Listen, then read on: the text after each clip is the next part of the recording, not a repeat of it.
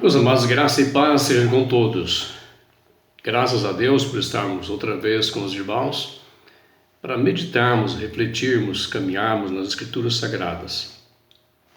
A reflexão nossa hoje se encontra em 1 Coríntios, capítulo 16, versículos 13 e 14, quando Paulo está finalizando a sua carta. E ele assim expressou aos coríntios: sede vigilantes, permanecei firmes na fé, portai-vos varonilmente, fortalecei-vos, todos os vossos atos sejam feitos em amor. Sede vigilantes, permanecei firmes na fé, portai-vos varonilmente, fortalecei-vos, todos os vossos atos sejam feitos em amor. Com certeza, todos nós que somos pais temos aspirações para os nossos filhos. A gente deseja que esses pequeninos cresçam com saúde física, com saúde emocional, que eles possam viver bem em família, tenham uma boa educação escolar, possam ter uma vida profissional que lhe dê sustento, lhe dê garantia e estabilidade de uma boa família. E há tantas aspirações que os pais têm com relação aos seus filhos. Também, com certeza, nós também já vimos muitas famílias com problemas sérios, certas frustrações por as expectativas com seus filhos serem frustradas. Filhos que deveriam se portar com maturidade, se portam com imaturidade, filhos já na flor da mocidade, ainda agindo como crianças. Dias atrás eu vi uma reportagem de uns pais, um casal, que entrou na justiça para fazer com que o seu filho saísse de casa. Não sei se você viu isso. Tal era a incompatibilidade de convivência de pais com aquele filho. Triste isso. A carta de Paulo aos Coríntios, Paulo tem um apreço muito grande por aquela igreja. No primeiro capítulo ele diz que aquela igreja é a igreja do Senhor Jesus Cristo. Uma igreja que nasceu do ministério de Paulo.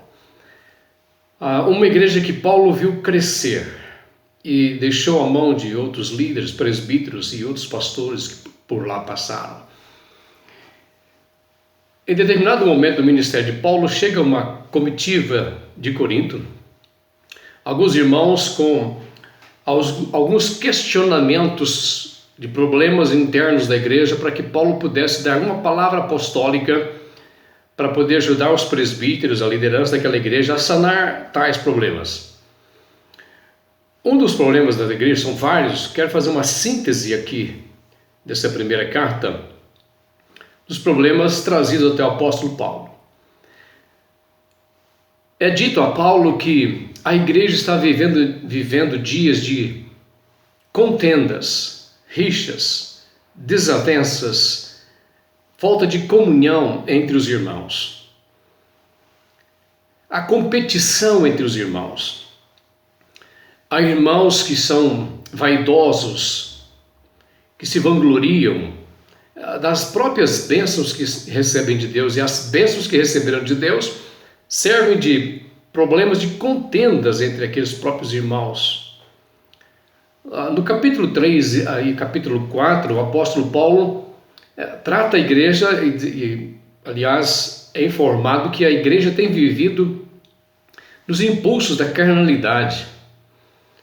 Uma igreja que é partidarista, vários irmãos, vários grupos dentro da igreja dizem: eu sou de Paulo, eu sou de Apolo, eu sou de Pedro. Outro, não, eu sou de Jesus. Divisões, ciúmes, corações ensoberbecidos. Capítulo 5 é informado a Paulo que há muitos litígios entre os irmãos, ao ponto de irmão levar outro irmão a tribunal gentílico, um tribunal humano, para resolver contendas entre irmãos que confessam Jesus Cristo. Paulo os adverte que esses problemas de conflito fossem resolvidos por presbíteros e pastores que há entre eles. O capítulo 7, uma igreja que tinha problemas, dúvidas das relações conjugais, do padrão conjugal. A igreja que estava num contexto politeísta, impuro, depravado, como era a cidade de Corinto, a igreja que é formada, na maioria, de gentios, povo que saiu da sociedade pagã, idólatra e imoral, muitos daqueles valores e princípios estavam ainda presentes na vida daquelas pessoas e influenciando a vida conjugal, a vida matrimonial. Princípios matrimoniais judaicos cristãos que devem reger a igreja cristã não regiam aqueles irmãos. Relacionamentos impróprios, pecaminosos, às vezes entre eles, e eles precisavam de instrução, e o apóstolo Paulo vai fazer isso no capítulo 7. Capítulo 8 até o capítulo 10, Paulo vai tratar de problemas de imaturidade doutrinária, imaturidade da fé, porque ainda tinham dúvidas com práticas cultuais pagãs do seu tempo, se podia ou não podia comer tal coisa ou não comer tal coisa, as comidas sacrificadas aos ídolos, aos deuses pagãos, se podiam ou não podiam comer, se podiam comer do que era oferecido no mercado. Portanto, havia uma inconstância, uma imaturidade envolvendo a igreja de Corinto, com práticas da idolatria, práticas pagãs do dia a dia. Capítulo 9, Paulo trata sobre a questão da mesquinhez da igreja, de irmãos mesquinhos que não sustentavam os seus obreiros, que davam tempo integral para a igreja. Capítulo 9 vai tratar inteiramente sobre isso, sobre que aqueles que viviam pregando o evangelho e cuidando da igreja, que davam seu tempo para a igreja, deviam ser sustentados pela igreja. E Paulo trata sobre isso, sobre a mesquinhez da igreja e a miopia da igreja com relação ao sustento dos seus obreiros. Capítulo 11, Paulo vai tratar sobre a questão de usos e costumes. Uma igreja que desconsiderava usos e costumes de seu tempo e gerava contendas com relação à tradição cultural dos seus dias. E Paulo vai dizer que os irmãos deviam ter bom senso de considerar a cultura do seu tempo e com costumes judaicos cristãos. Sabedoria faltava àquela igreja. Capítulos 12 e capítulo 13, uma igreja sem sabedoria e sem moderação no uso dos dons espirituais. Capítulo 12, 13 e 14, Paulo vai tratar sobre problemas que envolviam o exercício dos dons espirituais, e os dons espirituais, que eram ferramentas de trabalho, acabavam se tornando problemas de competição entre os crentes daquele lugar, fazendo exercício do exercício dos dons um palco de disputa, de contendas, de confronto, de soberba, de orgulho pecaminoso, gerando confusão geral até nos momentos de culto da igreja. Paulo vai chamar a ordem à igreja e sobre o exercício dos dons espirituais sendo exercidos com amor e moderação e bom senso. O capítulo 15, uma igreja que tem um problema doutrinário fundamental, pessoas que descriam da ressurreição dos mortos. Criam na ressurreição de Cristo, mas afirmavam não haver ressurreição dos mortos. E assim havia uma confusão na igreja e muitos perderam a esperança nessa doutrina fundamental da ressurreição dos mortos. Então isso gerou um problema sério para aquela igreja, que comprometia a própria pregação cristã e a esperança cristã. Então é para essa igreja, com esse contexto que nós estamos acabando de ver, que Paulo escreve, explicando várias situações, mas também dando a eles esta última exortação que acabamos de ler. que eles pudessem serem vigilantes. E Paulo trata sobre aspirações que ele desejava. Esse versículo retrata pelo menos 5 aspirações que Paulo desejava que acontecesse naquela igreja, para que ela pudesse ser uma igreja madura e pudesse viver estabilidade no tempo em que vivia e na sociedade imoral, depravada em que ela estava. Como a igreja deveria se comportar. Aspirações que, uma vez presente na vida da igreja, faria com que aquela igreja pudesse dirigir-se como a igreja de Cristo deve se dirigir em seus dias. Primeiro aspecto que nós encontramos, a exortação de Paulo diz para a igreja: sejam vigilantes. Uma igreja que saiba discernir sua vida interna e o contexto externo em que ela vive, o contexto de seu tempo. Sejam vigilantes para considerar, ter cuidado, ter zelo consigo mesma, com as escrituras sagradas, com o ensino que haviam recebido. É uma atenção, um alerta no sentido aguçado com o que acontece ao redor, para não ser envolvido, não ser enredado por vãs filosofias, por hábitos e costumes de um tempo pagão, de um povo que não teme a Deus, cujo padrão não é o padrão judaico-cristão, e que pode conduzir a igreja à imoralidade e confronto com os padrões, a conduta, a ética e os valores cristãos. Coisas que são legais, coisas que são lícitas na cidade, a sociedade, nem sempre são morais. Nem sempre o que é legal é moral, e nem sempre o que é lícito convém usar. Por isso, Paulo expressa que a cultura cristã, ela está hoje com uma moral elevada por valores maiores do que a sociedade e uma ética pautada nos valores do reino dos céus, dos cidadãos do reino dos céus. O nosso padrão social não é dito pelo nosso governo. O nosso padrão social não é dito pela nossa sociedade. O nosso padrão social não é dito pelos modismos que há no mundo todo. Porque tal país ou tal sociedade faz tal coisa, nós também podemos fazer. Nós vivemos, por exemplo, num país, num estado laico, mas a maioria de nós é cristã, que professa Jesus Cristo. Portanto, o padrão, a ética, a moral, nossos valores são outros, e não os que querem se impor sobre a igreja e sobre a nossa sociedade. Sejam vigilantes. Vigilantes para não cair nas artimanhas dos homens que induzem ao erro.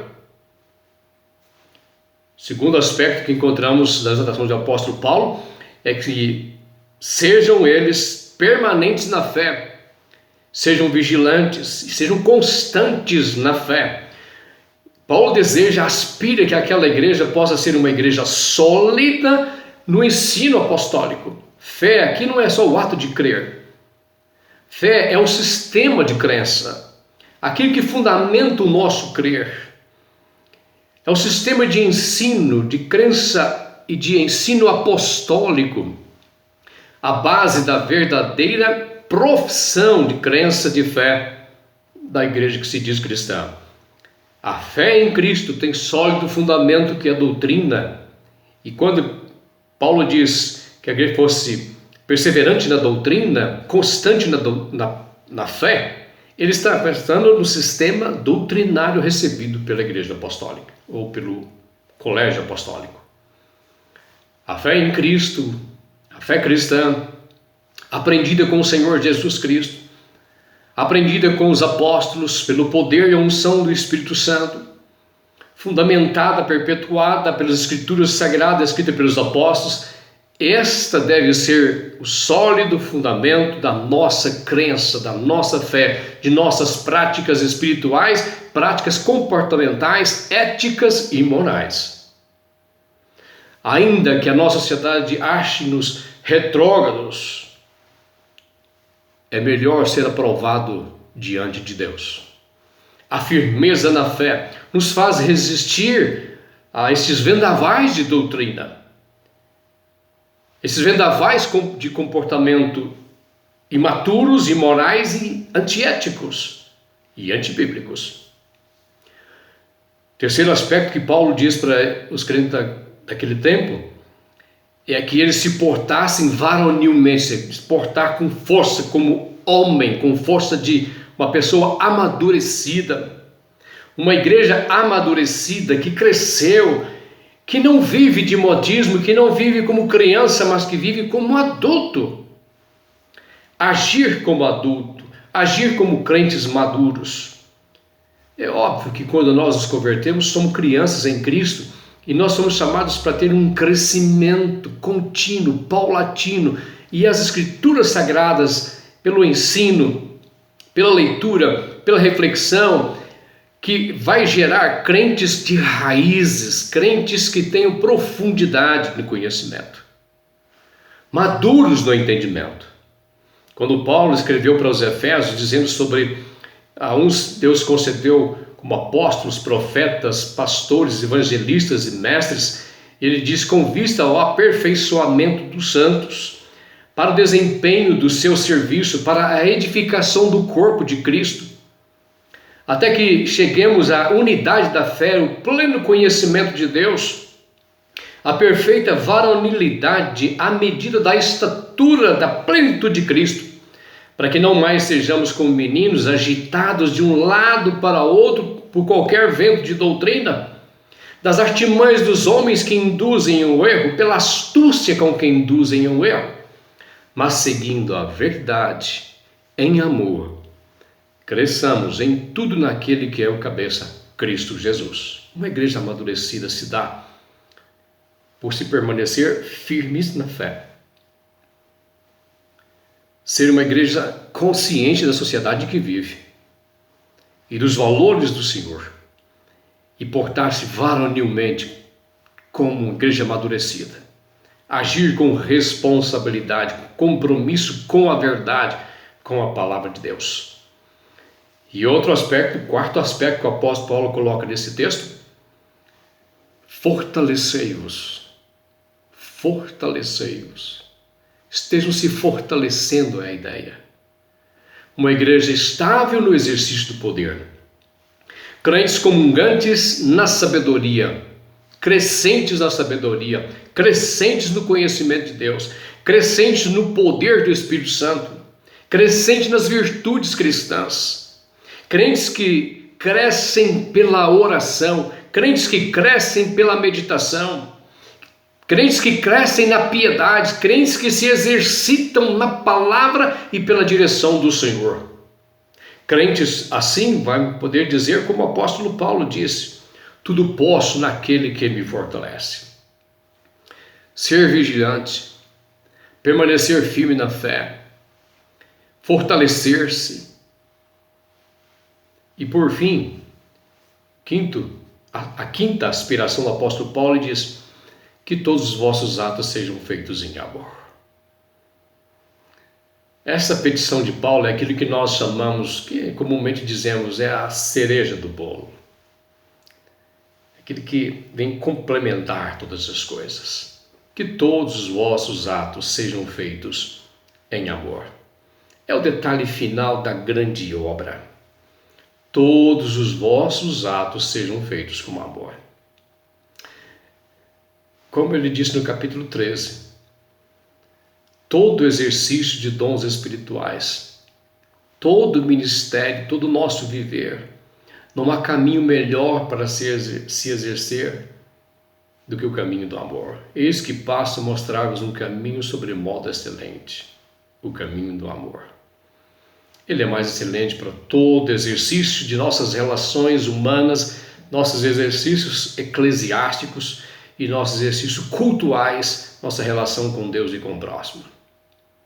O amor nos identifica como verdadeiros discípulos do Senhor Jesus Cristo. O amor nos qualifica nas nossas ações. O amor manifesta a nossa identidade. O amor aperfeiçoa as nossas relações sociais. Onde impera o amor, o trabalho flui. As relações, as ações e reações são abrandadas. Onde impera o amor, Deus o Pai, Deus o Filho, Deus o Espírito Santo tem prazer de estar. Então, que nota você pode dar para a igreja que você congrega? Que nota você dá a si mesmo? Em relação ao que nós acabamos de ouvir agora. Temos nós uma nota de aprovação como Igreja de Jesus Cristo ou temos agido na nossa sociedade como crentes imaturos? Meus amados, nós vemos centenas e às vezes tantas pessoas que socialmente têm uma grande imagem. Temos visto tantos artistas, tantas pessoas que se convertem em uma conversão que faz um barulho. As pessoas ficam admiradas com tal pessoa que se converteu, mas a gente observa que eles continuam fazendo o que faziam, sendo o que eram, comportando-se como eram, como se comportavam. Crentes que não mostram uma novidade de vida, que se comportam como comportavam antes de Cristo, que se comportam pelo padrão social. Não pode ser assim a igreja do Senhor Jesus Cristo. A igreja não pode ser contaminada pelo modismo e o mundanismo que nós vivemos. Temos que ser, portanto, vigilantes. Temos que, portanto, ser perseverantes na doutrina, na fé, no sistema que nós recebemos. Nós precisamos, de fato, nos fortalecer. Nós precisamos realmente exercer nossos atos pelos valores cristãos, valor do amor. Então, você se considera um crente amadurecido? No nosso comportamento social, na nossa vida social, o que é que precisa ser trabalhado pela palavra de Deus? Há pouco tempo eu encontrei um pastor de uma igreja evangélica, que tomava conta de uma congregação, e esse pastor me disse que não era casado. Ele tinha uma união estável com a sua esposa. Porque ele dizia o seguinte, que ele tinha medo de perder a pensão. A esposa tinha medo de perder a pensão porque ela era viúva. E, portanto, ele não se casou para não perder alguns reais. Isso não é o padrão presbiteriano, não é o padrão batista, não é o padrão da Assembleia, não é o padrão da igreja metodista, não é o padrão da igreja católica, não é padrão nosso, não é padrão da igreja cristã. Nós temos visto hoje jovens, filhos de crentes que se dão numa relação de união estável, padrões que não são os nossos. Digo entre todos seja o matrimônio. Nós precisamos de ser vigilantes para não sermos enredados. É lícito ter uma união estável? É lícito, mas não convém aos crentes no Senhor Jesus Cristo. Nós encontramos crentes ainda que estão viciados, crentes que professam Jesus, que tomam a Santa Ceia e que nunca conseguiram deixar o cigarro, pessoas que não conseguiram deixar a bebida, pessoas que não conseguiram deixar vícios dos jogos. Há pessoas que confessam o Senhor Jesus Cristo e ainda são mal pagadores, brigões. Nós precisamos de mostrar ao mundo que nós fomos salvos no Senhor Jesus Cristo. E o que rege a nossa vida são outros valores. A moral deste mundo não nos serve. A ética deste mundo pecaminoso não nos serve. Nós precisamos educar a própria sociedade à luz da palavra de Deus. Uma igreja que realmente dá prazer ao seu pastor, que é Jesus Cristo. Essas são as aspirações que o apóstolo Paulo teve para com aquela igreja. Eu gostaria que também nós, como crentes, eu como pastor na igreja presbiteriana Filadélfia, em Monte Carmelo, que a minha igreja, que todos nós sejamos vigilantes, uma igreja que saiba discernir o seu contexto e viver no contexto da palavra de Deus. Uma igreja que permaneça firme na fé, no sistema de doutrina apostólica, uma igreja firmada no sólido fundamento das Escrituras Sagradas. Uma igreja que se porta varonilmente com valores, uma igreja amadurecida que não vive de modismos, mas vive os valores da palavra de Deus, que não se envergonha do Evangelho. Uma igreja que se fortalece dia após dia, uma igreja estável no exercício do poder, da autoridade das Escrituras Sagradas. Uma igreja onde todos os seus atos, sejam eles cultuais, eclesiásticos, familiares, sociais, sejam feitos em amor. Uma igreja assim é que nós aspiramos, é para uma igreja assim que o Senhor nos dá sua palavra, seu Espírito, e nos dá pastores e mestres para edificar a igreja do Senhor Jesus Cristo. Então, a igreja de Corinto tem alguma semelhança para a igreja dos nossos dias? Precisamos pedir misericórdia ao nosso Deus. E como Daniel dizia, Senhor, a nós pertence o corar de vergonha. Renova a tua igreja, renova teu povo, para que a igreja brasileira viva os valores do reino de Deus, não os valores de um mundo corrompido. Vamos orar? Deus, tu és Deus santo.